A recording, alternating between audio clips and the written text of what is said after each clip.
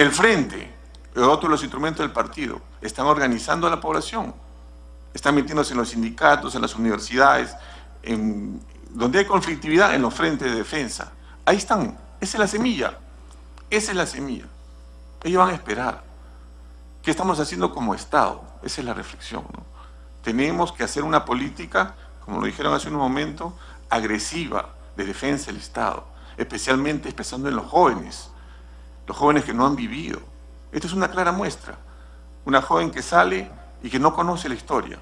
¿Por qué? Porque nosotros no nos hemos sentado y le hemos dicho qué es lo que pasó. Eso es lo que está pasando en el Perú. Así como hay muchos. Hace poco, bueno, hace unos 2 años, pasaron una entrevista por televisión. Le enseñaban la cara a un universitario, la cara de Ismael Guzmán Reynoso, y lo confundía con Gabriel García Márquez. ¿Cómo es posible que pase en nuestro país eso? No tenemos memoria. ¿Qué pasa con nuestra democracia? La democracia también tiene que defenderse. Estamos a punto de hacer una cuestión histórica. Nosotros, como DIRCOT, hemos denunciado al MOADEF, porque MOADEF es igual a Sendero Luminoso, es igual a FUDEP. Eso hay que grabarnos en la cabeza. Nosotros denunciamos el año 2014, 2015, después de toda una investigación sobre terrorismo, que MOADEF es igual a Sendero Luminoso. Capturamos a 46 integrantes de 28 integrantes. Lamentablemente le dieron libertad. Pero esto todavía está en el Poder Judicial. Todavía está en el Poder Judicial. Está siendo juzgados. Y está con pruebas, está con indicios. Pero ¿cuál es la idea? La idea es que como Estado, yo pienso que estos espacios deben de llegar a algo, pero a algo concreto. Vamos a concientizar a la juventud, hay que sensibilizarlo, que aprenda, que estén en los textos, como ustedes los han dicho, pero que existe una política definida, porque si no, ellos dicen, con la situación esta del plan Perseo, que nosotros lo capturamos, ellos dicen 3 cosas bien claras. 1, si nos sentencian en el plan Perseo, 1, se van a la clandestinidad. 2, se van del país. O 3, esperamos a que DIRCOT nos capture a todos. Eso es lo que ellos piensan.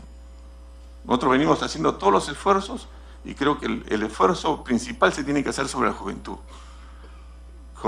Porque si no llegamos a ellos, esto se va a repetir. Y tiene que ser una política agresiva en todos los colegios, en las universidades, en los sindicatos, en los frentes, en los gobiernos regionales, en los distritales, en los provinciales. Esa es la idea. Y tenemos que enseñar a nuestra juventud, como dijo el congresista Miyashiro a través de la presidencia, qué cosa es el pensamiento Gonzalo. El pensamiento Gonzalo es viudas, huérfanos, tarata, miembros del Comité de Autodefensa, militares, policías que han muerto. Eso es el pensamiento Gonzalo y eso tiene que tenerlo bien clara la juventud para que no se equivoque, para que no volvamos a repetir la historia. Eso es el pensamiento Gonzalo. Tanta muerte que ha traído, tanta sangre que ha derramado. Y por último, ¿no? ¿Y por qué no salen a pedir perdón? ¿Por qué no salen a pedir perdón? ¿Por qué no piden perdón a la sociedad? Ellos tienen que pedir perdón a la sociedad peruana. Y tienen que arrepentirse de haber matado a tanta gente, tanto peruano. Somos el Estado, somos un sistema democrático. Hay que tomar las cosas con mayor énfasis. Eso es todo. Muchas gracias. Muchas gracias, General Baella. Tiene la palabra el almirante Javier Bravo Villarán, representante del Ministerio de Defensa. Muchas gracias, Presidenta. Un saludo para todos los de la mesa, la señora ministra. Quien habla estuvo en el año 90 como comandante del Frente Ucayali y de la Fuerza de Tarea 100. En esa oportunidad tuve la ocasión de conocer al mayor Miyashiro en ese momento. O sea que ya somos de larga data nosotros, ¿no? Bueno, nosotros venimos trabajando del sector defensa desde el año 2013 en el tema del lugar de la memoria. Nosotros empezamos cuando estaba Diego García Sayán como presidente de la comisión organizadora y Denise Ledgar estaba a cargo del lugar de la memoria. Durante el 2013 y el 2015 se abrió un diálogo bastante fluido entre el lugar de la memoria y el sector defensa a quien represento. Desde ese momento el sector defensa siempre ha mantenido el mismo discurso. Y ese discurso está basado en lo siguiente. Primero, el agresor es la organización terrorista y genocida, Sendero Luminoso y MRTA. Al decir genocida no es porque yo quiera utilizar una calificación, es la Organización de las Naciones Unidas quien declaró genocida en julio de 1992 a estas dos organizaciones terroristas. Eso no aparece en ningún lado.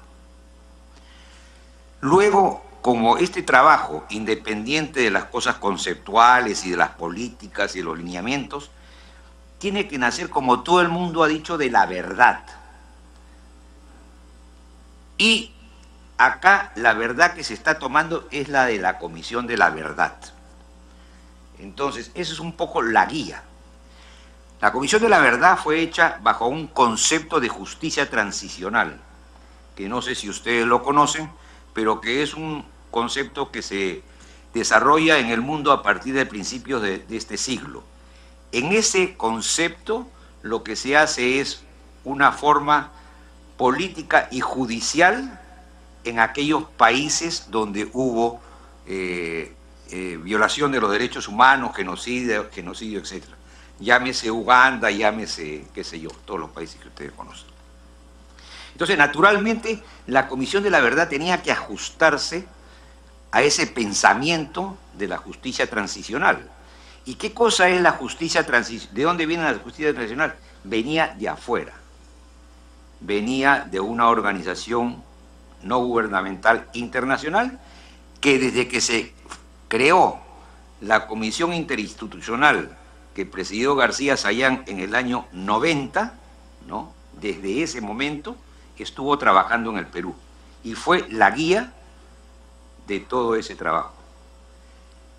Demostrable esto por lo siguiente. El informe de la Comisión de la Verdad fue entregado al presidente Toledo el 28 de agosto de 2003, pero en junio del 2003 fue llevado a Nueva York y fue presentado ahí justamente junto con la Yuyanapac. Nosotros consideramos que hay básicamente desde la visión de defensa 3 puntos que son indispensables el definir.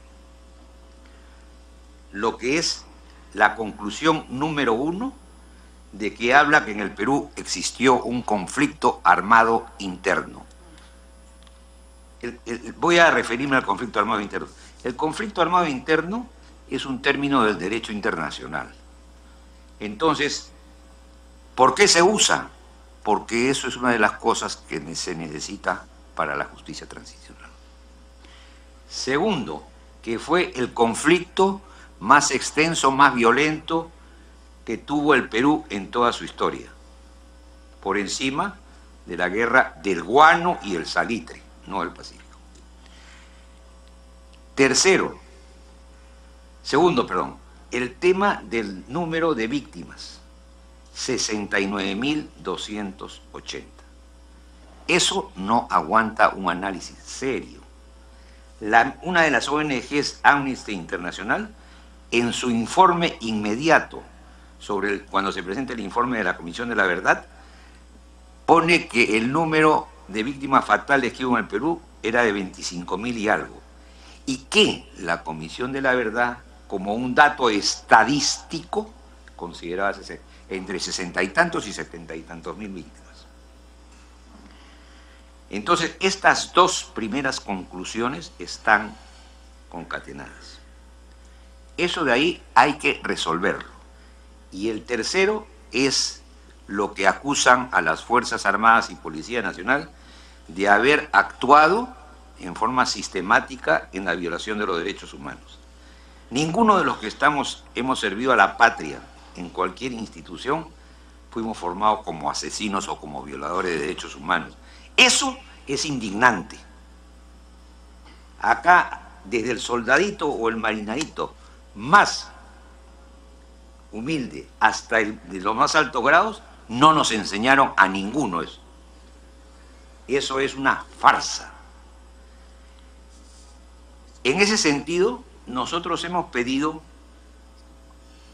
la opinión de entidades que son especialistas en esto. Al Ministerio de Relaciones Exteriores se le ha pasado una carta pidiendo que den su opinión sobre qué se entiende por conflicto armado interno. Y a la vez nos remita el dispositivo de la Comisión de Derechos Humanos de la ONU, donde declara a Sendero y al MRTA como genocidas. A la vez, le hemos pedido también, en el tema del número de muertos y de algo que la Comisión de la Verdad no trata en extenso, que es la pérdida que sufrió el Perú de cerca de 25.000 o 30.000 millones de dólares, producto de la agresión que hubo a la propiedad pública y privada. En el tema de la propiedad pública y privada, el efecto social que hubo fue tremendo. Sin embargo, no hay estudios serios sobre esto. ¿Por qué? Porque ¿cómo culpamos a las Fuerzas Armadas o a la policía de haber, atentado contra una torre o contra un programa agrícola o lo que fuere? Entonces, eso está solapado, no está tocado. Hay un informe de este Congreso que es muy importante, el informe de Ames. Creo que hay un buen punto de partida. El siguiente aspecto que yo quiero tratar es, yo estoy representando al sector defensa en la comisión que va a proponer a la señora ministra los lineamientos. Ayer hemos tenido una reunión y hay 5 lineamientos que se ha trabajado bastante, ha sido socializado, tanto en Ayacucho como en Huancayo y acá en Lima, trabajo interesante, pero que tiene una amplitud tremenda. Entonces, el sector defensa propuso ayer un 6º lineamiento, quizá poquito fuera de procedimientos, pero yo creo que sobre los procedimientos está el interés nacional. Entonces, el Estado peruano, por favor, quiero ser muy claro, el Estado peruano se defendió de acuerdo a la Constitución, con las facultades que tenían los presidentes democráticamente elegidos desde 1980, con las herramientas que le dio la Constitución. Al defenderse de esa agresión, ¿no es cierto?,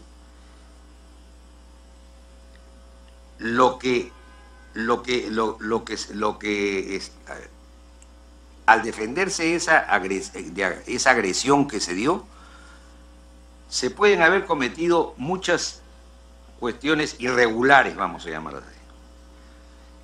Pero no hay, como he manifestado anteriormente, una voluntad de violación de los derechos humanos.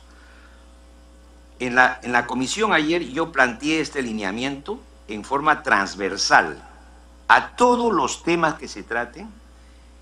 ¿Cómo es que actuó el Estado para defender a su población? ¿Cómo actuaron las autoridades locales, los municipios? En esa época no había regiones, los prefectos, los gobernadores, la policía, las Fuerzas Armadas, las rondas campesinas, y todos los que defendimos, y los ciudadanos de a pie, muchos de los cuales defendieron al Estado de Derecho. Entonces, eso es un poco lo que nosotros estamos trabajando, hemos planteado en las reuniones que estamos acá para la política que se va a establecer en cultura. Desgraciadamente ese lineamiento no fue aprobado a nivel de las reglas de juego que existen en la comisión. De los 8 que estábamos presentes, votamos 2 a favor y 6 en contra. Esta comisión estuvo inicialmente conformada por 4 representantes de la sociedad civil, 4 del Estado peruano y 2 personas de las organizaciones de víctimas. Excepto la representante de la Asociación de Víctimas de las Fuerzas Armadas y de la Policía Nacional y quien habla, los demás votaron en contra. Su derecho, respetable, yo he manifestado naturalmente mi protesta por eso en los términos que se corresponde a un trabajo de esta naturaleza. Eso es un poco lo que está haciendo trabajando el Ministerio de Defensa. El día de hoy he hecho una exposición al señor ministro y a los miembros de las Fuerzas Armadas sobre este tema y la necesidad perentoria de que se defina todos los aspectos que he mencionado, incluido uno que se me ha pasado, disculpen, que es una consulta sobre el tema de cuál fue el conflicto más severo que tuvo el Perú. Esa pregunta se la estamos haciendo a una entidad que es una entidad no gubernamental y de mucho prestigio, que es la Asociación Nacional de Historia, porque ellos conocen perfectamente, ahora creo que se llama Instituto Nacional de Historia del Perú, pero creo que ellos son los llamados a poner en claro estos puntos que son fundamentales para poder mostrar la participación del Estado en defensa de la sociedad. Y yo quiero terminar esta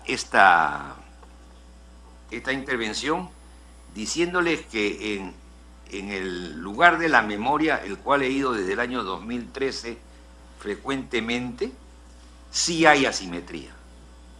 Hay una asimetría muy fuerte desde el punto de vista objetivo, desde el punto de vista visual. Yo me voy a dar un ejemplo muy simple para graficarlo, y con esto terminaría. Cuando uno entra, hay 2 columnas. Pasa el ingreso, voltea, en la columna de la izquierda hay una gigantografía, que usted general la debe haber visto, que es de piso a techo, con un miembro de nuestro ejército con fusil, con una dama andina que va a votar, porque conmemoramos Chusqui. Del piso hasta el techo. Usted voltea al otro lado y ¿qué cosa es lo que ve? Al delincuente, a Abimael Guzmán, con terno. Parece que se iba a presentar a algún puesto público o a la IBM. Y debajo de él, en una foto también de proporciones de tamaño postal, Polay Campos, muy deportivo. Eso es un poco lo que uno empieza viendo en el lugar de la memoria. Sí hay asimetría, sí hay asimetría. Y lo otro es lo oral. Ahí ya hay otra cosa. Ahí ya no hay asimetría. Ahí hay lo que han manifestado ustedes. Nada más, señora presidenta. Muchas gracias y disculpen si me extendí. ¿Puedo hablar media hora más? Muchas gracias, almirante Bravo. Lo vamos a invitar en el futuro porque seguiremos haciendo mesas de trabajo. Gracias por toda la ilustración a ambos representantes del Ministerio del Interior y del Ministerio de Defensa. En nuestra lista de oradores vamos a concederle el uso de la palabra a la congresista Paloma Noceda. Gracias, presidenta. Yo estoy muy preocupada porque la ministra Balbuena, como la viceministra de Gestión Pedagógica, no han respondido a las preguntas de la citación que hemos enviado. Si bien ya nos indicó la ministra que no tienen los perfiles de puesto, no tienen manual de operaciones dentro del lugar de la memoria, quisiera saber cuál es el promedio de visitas mensuales al lugar de la memoria, especificando cuántos de ellos son menores de edad, porque sí nos interesa saber cuántos niños y jóvenes que están en edad de estar en el colegio asisten. Por otro lado, la emerretista Nancy Madrid, que ha estado laborando en el despacho de una congresista, figura como víctima en la página web del lugar de la memoria. Entonces yo quisiera saber quién es que decide que se considere como una víctima a una persona que ha sido sentenciada por terrorismo. está ahí proyectado, está incluso en la página web del lugar de la memoria. ¿Quién define que esta señora es una víctima? ¿Es víctima? ¿Es victimaria? También quisiera saber por qué el lugar de la memoria imparte talleres de pedagogía de la memoria para los docentes de la educación básica regular y ofrece herramientas para tratar esa temática en el aula. Si justamente dentro del brochure que tienen, también en su página web, está todo, es público, ustedes explican que justamente todo lo que se está presentando acá es subjetivo. Todo esto es subjetivo. Entonces, ¿por qué es que se atribuye este tipo de convocatoria de la cual el Minedu no tiene ni siquiera conocimiento? Se están atribuyendo funciones que no corresponden.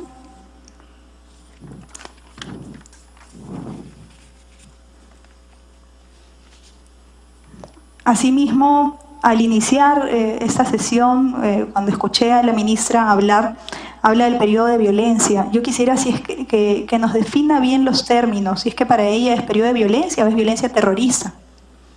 También nos dice que vamos a velar por las víctimas de quien sea. ¿Quién da estos lineamientos? ¿Qué es lo que hace que se atribuyan colocar toda esta literatura en una institución del Estado? También quisiera saber cómo es que se designa al director del lugar de la memoria. ¿Cuáles son los mecanismos para este nombramiento? ¿Cómo se marca la línea de las muestras que se presentan en el lugar de la memoria? Por otro lado, entre las preguntas que... Yo realmente quisiera que nos respondan todas las preguntas que han hecho los señores congresistas, ¿no? Ha venido un equipo amplio, tanto del Ministerio de Cultura como del Ministerio de Educación, que me imagino que han tomado nota de todas las preguntas y esperamos que el día de hoy podamos salir con algunas respuestas. Me pido una interrupción del congresista Petrosi. Muchas gracias, congresista Noceda. Gracias, Mari. Hemos escuchado todos los argumentos con un gran nivel de debate de parte de todas las direcciones para que todo esto tenga sentido, haya valido la pena y que se sepa a nivel nacional que nosotros lo que queremos es colaborar. Yo voy a hacer una propuesta que se votará en su momento. Vamos a crear una comisión especial, investigadora del LUM. Vamos a ver cómo se entrena el personal, cuál es el contenido de la exposición, con qué mentalidad se nombra al director que no tiene, porque dicen que todavía no tiene director el LUM, pero vamos a crear una comisión investigadora porque si no, todo esto va a ser palabras que se las lleve el viento, señores congresistas, señora ministra, viceministra, y no podemos permitirlo. Esta reunión de hoy, para mí, a mi entender, marca un antes y un después en la historia de la reconciliación. Y nosotros vamos a hacer que esa reconciliación sea posible. Gracias, congresista Noceda. Gracias, congresista Petrosi. Me pide otra interrupción el congresista Marco Miyashiro. ¿Me está pidiendo una interrupción? Por la presidencia, congresista. Gracias, señora presidenta. Completando lo que acaba de expresar el señor congresista Petrosi, cuando se hizo la exposición Resistencia Virtual 1992 en el lugar de la memoria, el ministro Salvador de Solar hizo una inspección y dijo, sí, evidentemente esto excita, incentiva, ¿no? Hace apología, en otras palabras, pero no lo vamos a suspender porque el escándalo sería peor. Es decir, no tengo palabras para calificar esto porque me falta cultura o me falta educación. Pero en criollo, ¿no? Es un terrucazo. Muchas gracias.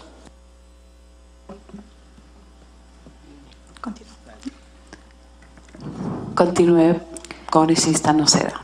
Gracias, presidenta. Por otro lado, también vimos que la viceministra de Gestión Pedagógica no respondió tampoco a la citación y justamente nos preocupa cuáles son los contenidos pedagógicos impartidos en estas visitas guiadas, en talleres, en seminarios, porque entenderíamos que debería haber una articulación entre el Ministerio de Cultura y el Ministerio de Educación.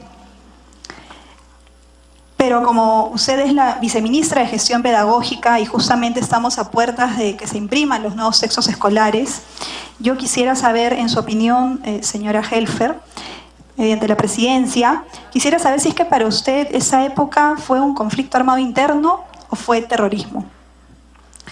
Porque también vemos que en los textos escolares se habla de conflicto armado, se habla de guerra interna, y justamente cuando se han dado mesas de trabajo acá en el Congreso, hemos visto, nos han explicado los especialistas que acá jamás hubo una guerra interna. La guerra interna solo existe cuando hay beligerancia y está regulada por el protocolo de la Convención de Ginebra de 1977. Para que haya guerra interna, ambos bandos deben ser reconocidos como combatientes.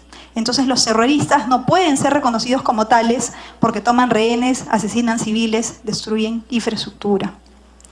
Entonces sí quisiéramos que el día de hoy llevar cuál es su posición, si para usted eso fue un conflicto armado interno o fue terrorismo.